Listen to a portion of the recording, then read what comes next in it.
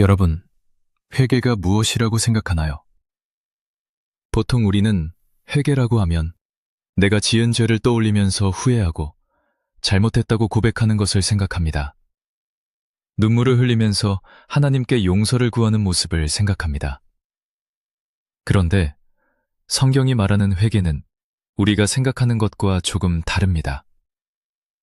오늘은 성경에서 처음부터 말하고 있는 회개, 구약에서 말하는 슈브라는 개념을 통해서 진짜 회개가 무엇인지 함께 알아보겠습니다. 예수님께서 전하신 첫 번째 말씀은 이것입니다. 하나님 나라가 가까이 왔다. 그러니 회개하라. 왜 예수님은 가장 먼저 회개하라고 말씀하셨을까요? 그 이유는 단순합니다. 회개하지 않으면 하나님 나라에 들어갈 수 없기 때문입니다.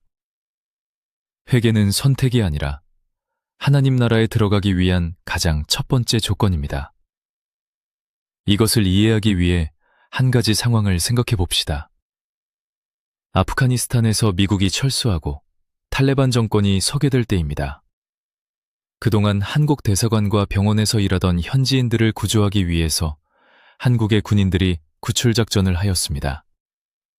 한국 대사관과 병원에서 도움받고 문화체험도 하고 치료받은 사람들이 많습니다. 하지만 그런 사람들이 모두 구출받는 것은 아닙니다. 한국 군인들이 구출한 대상은 한국 대사관과 병원의 직원으로 채용되어 한국 나라의 통치를 받아들이고 그 명령에 따라 일했던 사람들입니다. 하나님 나라도 이와 같습니다. 하나님 나라가 왔다는 소식을 들었다고 해서 하나님 나라를 경험한다고 해서 모두가 하나님의 백성이 되는 것은 아닙니다. 하나님의 통치를 받아들이고 말씀에 순종하는 사람만 하나님 나라 백성입니다. 그리고 그 시작이 바로 회개입니다. 그렇다면 회개는 무엇일까요? 우리는 보통 죄를 하나하나 떠올리면서 고백하는 것을 회개라고 생각합니다. 어제 지은 죄, 지난주에 지은 죄, 오래전에 지은 죄까지 떠올리면서 그것을 고백하면 깨끗해질 것이라고 생각합니다. 하지만 그렇게 계속 반복해도 죄가 완전히 없어지는 것 같지는 않습니다. 그래서 어떤 사람들은 점점 회개하는 것이 힘들어지고 결국 회개를 멈추기도 합니다. 왜 이런 일이 일어날까요? 그 이유는 회개의 의미를 잘못 이해했기 때문입니다. 성경에서 말하는 회개는 단순히 죄를 고백하는 것이 아닙니다. 회개는 마음을 바꾸는 것입니다. 회개는 생각을 바꾸는 것입니다. 회개는 방향을 바꾸는 것입니다. 이것을 쉽게 이해하기 위해 미로 게임을 생각해 봅시다. 여러분이 미로에서 길을 잘못 들어갔다고 해봅시다. 잘못된 길로 가다가 막다른 길에 도착합니다. 그때 여러분은 어떻게 해야 합니까? 뒤돌아가야 합니다. 그런데 만약 이렇게 한다면 어떨까요?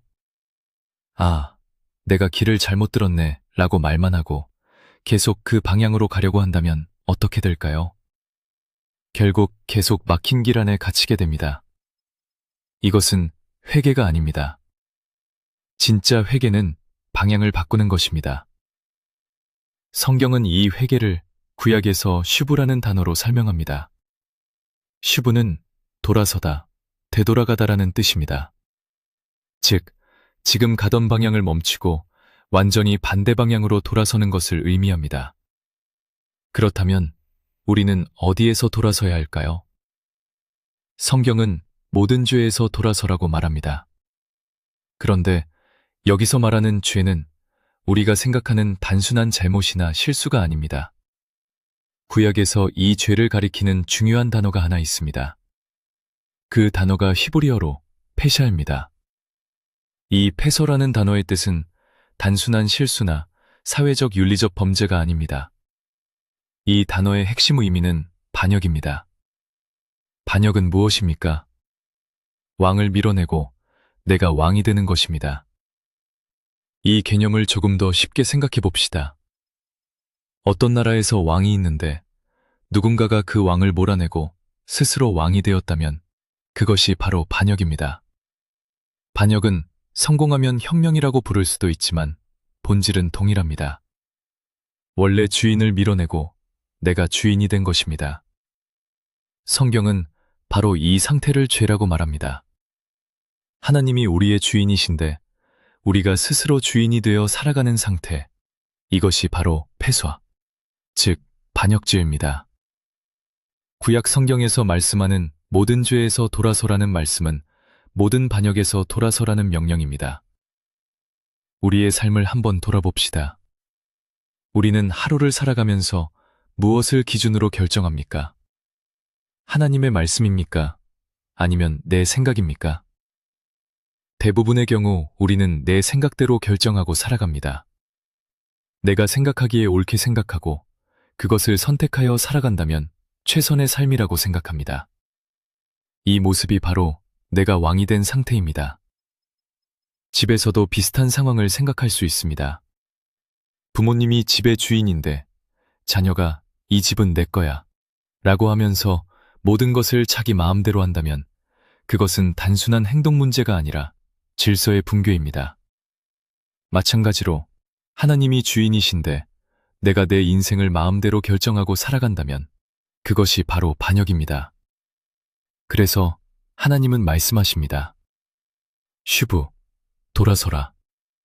지금 내가 주인 된 자리에서 돌아서라.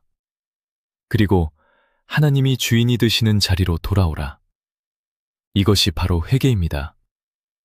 회개는 단순히 윤리적 도덕적 죄를 고백하는 것이 아닙니다. 회개는 눈물 흘리는 감정이 아닙니다. 회개는 왕을 바꾸는 것입니다. 내 마음의 왕을 바꾸는 것이 회개입니다. 그래서 우리는 이렇게 고백해야 합니다. 나는 주인이 아닙니다. 하나님이 나의 주인이십니다. 여러분, 이 고백을 반복해 보십시오. 하루에 100번씩 진심으로 말해 보십시오.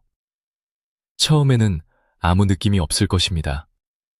하지만 시간이 지나면 점점 깨닫게 됩니다. 나는 지금까지 하나님을 주인으로 모시지 않았다는 사실을 알게 됩니다.